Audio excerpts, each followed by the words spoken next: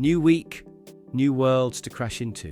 We've got drops for Quest 3, PSVR 2 and PCVR, and we're expecting a few sneaky demos to appear the second we hit publish.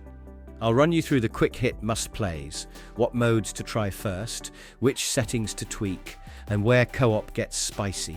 Then we'll slide straight into the headlines you actually care about. Release dates shifting, surprise patches, showcase teases, and studio moves that change the meta. Keep your headset charged and controllers updated. By the end of this, you'll know what to download, what to wishlist, and what to watch. But not zero. Run!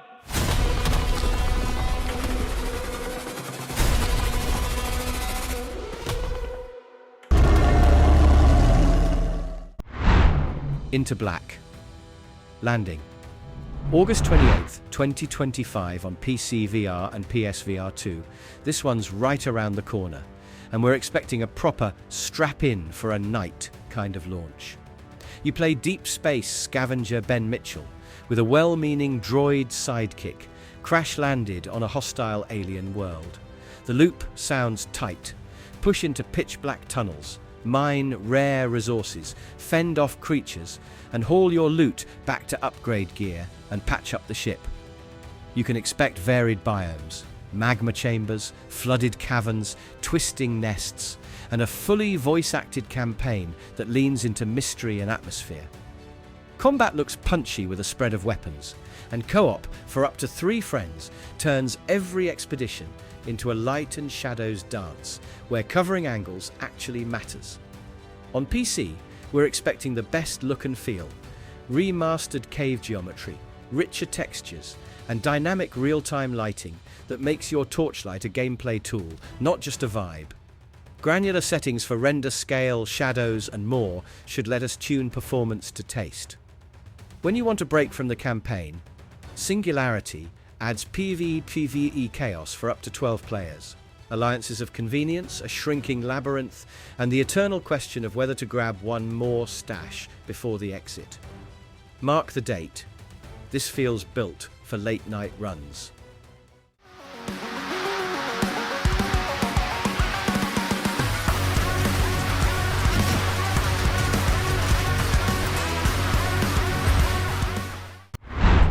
Iron Guard Salvation. Xlab Digital's back in the Iron Guard universe, and we're expecting a clean VR-only tower defense/RTS hybrid tuned for standalone headsets. The studio's set a 2025 release, with Quest targeted for August, and a Steam page already up while Steam is learning about this game. It's single-player, with tracked controllers and full English audio, plus multiple UI subtitle languages, so onboarding should be smooth. Story picks up years after the Avalon rescue. The sentient world, Akris, has subverted terraforming machines across the system. You lead planetary defenses, hopping battlefields from Mars-like deserts to Akris itself, piecing together why the machines turned. We can expect 30 handcrafted scenarios that escalate enemy behaviors as waves adapt to your layout and target priorities. Moment to moment, you'll juggle economy and kill boxes, dropping harvesters, routing minerals into factories, and feeding turret upgrades, while a handheld drone lets you personally tag threats, pop abilities, and clean up leaks. The arsenal looks deep, 25+ turret types, with movable platforms to reconfigure lanes mid-assault, and hero units packing cooldown supers to flip desperate holds. Multiple modes and modifiers should push replayability once the campaign's done. If the tuning lands, we're expecting that one more wave loop, a fast, tactical rhythm that feels great in headset and rewards smart repositioning over brute force.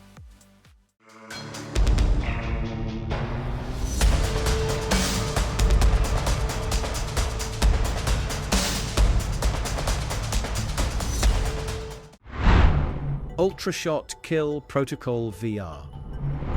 We drop straight into the meat grinder here, zone by zone clears, where enemies ramp from twitchy grunts to relentless pushers, and every step forward spikes the pressure. You can expect missions that reward precision snaps, quick peeks, and tight spatial awareness, with end-of-stage boss encounters built to test both rhythm and composure. Learn patterns, manage distance, and keep cool when the arena closes in. The brief makes it clear there's no safety net. It's you, your kit, and a steadily collapsing perimeter, which should translate nicely to short, high-intensity VR sessions that stack into a larger campaign. It's slated for August 2025 on PSVR 2, and we're expecting a VR-first feature set. Think tactile feedback cues and headset/trigger haptics to sell those dangers-on-your-shoulder moments. The pitch reads like a focused, single-player ops fantasy rather than a shooter sandbox, so moment-to-moment clarity, clean reads on threats, unmistakable boss telegraphs, will make or break it. This is in pre-release with a clear design thesis. Aggressive enemy escalation, stage final bosses, and zero downtime. If the tuning lands, players can expect that one more run loop, tight arenas, escalating waves, and a boss capstone that feels earned without overstaying its welcome. The protocol's live. We're gearing up. If you feel comfortable, up to you on how you two want to work together. Here it comes. Space Explorers Ultimate Edition. Felix and Paul Studios is sunsetting the legacy app and rolling out a rebuilt mixed reality version, so we're expecting a cleaner pipeline, fresh product page, and a feature set that actually uses your room, not just a virtual theater. Think of it as the definitive edition. Upgraded cinematic VR, mastered up to 8K for sharper textures and deeper presence, plus MR artifacts you can place at home. ISS modules, a Saturn V you can walk around, and zero-gravity style dioramas that invite tinkering. You can expect curated, documentary-grade sequences that shift from passive viewing to interactive exploration. Line up alongside astronauts, scale hardware in your living room, and orbit through set pieces that teach without slowing the vibe.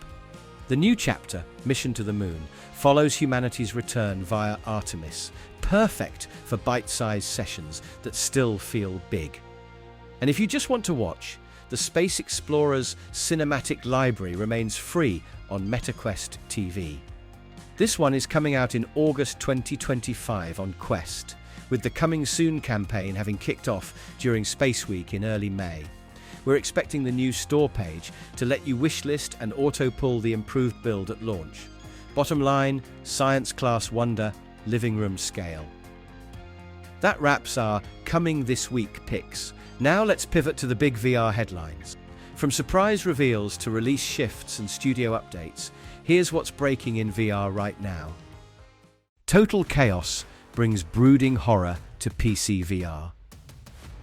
Born from a beloved Doom 2 Total conversion, Trigger Happy Interactive's remake is aiming for that slow burn, resource-starved survival feel, and we're expecting it to hit hard in VR once the post-launch update lands. You're a stranded Coast Guardsman on Fort Oasis, a forgotten mining island where every corridor hums with danger. You can expect 9 chapters of creeping exploration, scarce ammo, and improvised weapons that turn every encounter into a gut check. Do we swing, shove, or sprint past and regroup? Moment to moment, it's about reading spaces, dark workshops, collapsed tunnels, and creaking catwalks, while scavenging just enough supplies to inch deeper. The monsters feel like problems to solve, not targets to mow down, and that's exactly the kind of tension that should sing in headset, with proper flashlight work and careful peeking. Apogee Entertainment is publishing the full remake, and the team has confirmed PCVR will be included with the base game as a free update after launch. The flat-screen version is slated for Q4 2025 on PC, with a demo already up on Steam for a taste of the pacing. If the VR Pass keeps the weighty animations and sound design intact, we're expecting a properly oppressive survival ride, one you'll feel in your shoulders as much as your stomach. Street Gods shows real promise as a fantasy superhero roguelite in VR. From Soul Assembly, which made titles like Drop Dead, The Cabin, Just Dance VR. This Norse mythology roguelite turns you into Mjolnir's newest wielder in a distorted New York where realms have collided. You can expect comic book styling and a power fantasy that's more than swing and smash. The recall is the star. Tag an enemy, call the hammer back through targets, then hold it mid-air and blink to it for instant repositioning. Melee strings charge the handle for a thunderclap finisher, while 3 clean hits trigger a lighter, faster burst that keeps momentum rolling. Encounters are wave-based, but mix things up with mini-bosses into big boss closers. Ice beasts drop AoE circles that force quick reads and smart teleports rather than face tanking. Progression is run-driven across a modular city mapped on a mystical Tafel board. Stages spit out relic choices, think plus 20% defense or other buffs, that shape each build. The Gamescom Quest 3 demo already felt stress melting thanks to that throw-hold teleport loop, though we're expecting the full release to add variety and polish to stave off roguelite repetition.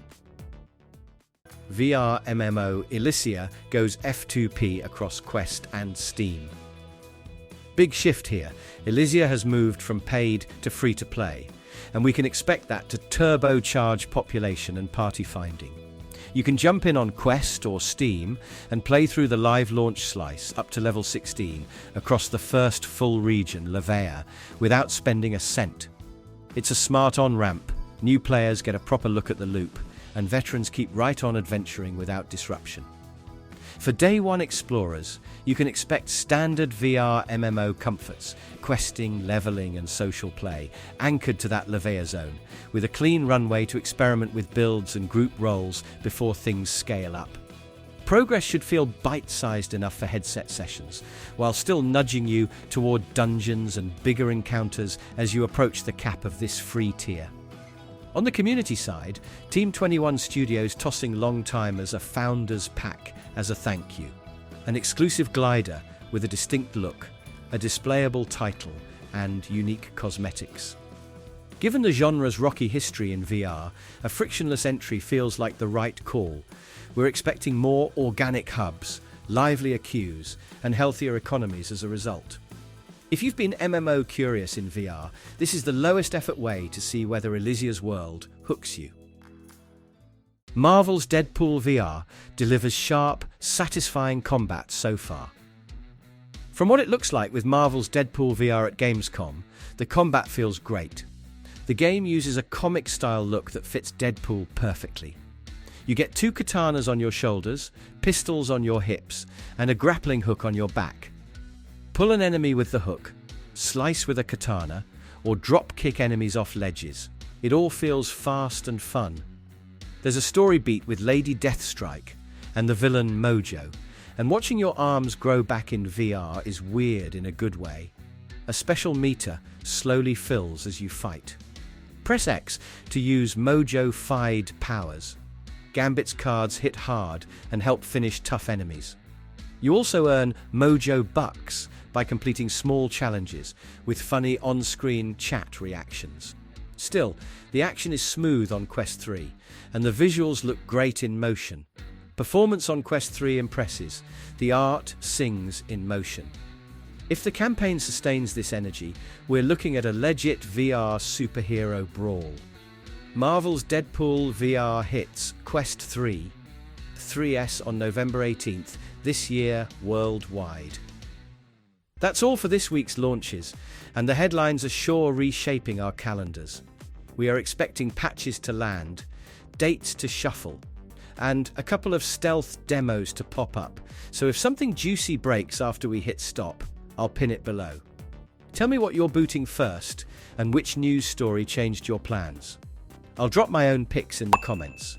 If this roundup saved you some scrolling, tap the like, share it with your squad, and hit subscribe so we can meet right here again next week with more worlds to raid and rumors to dissect together.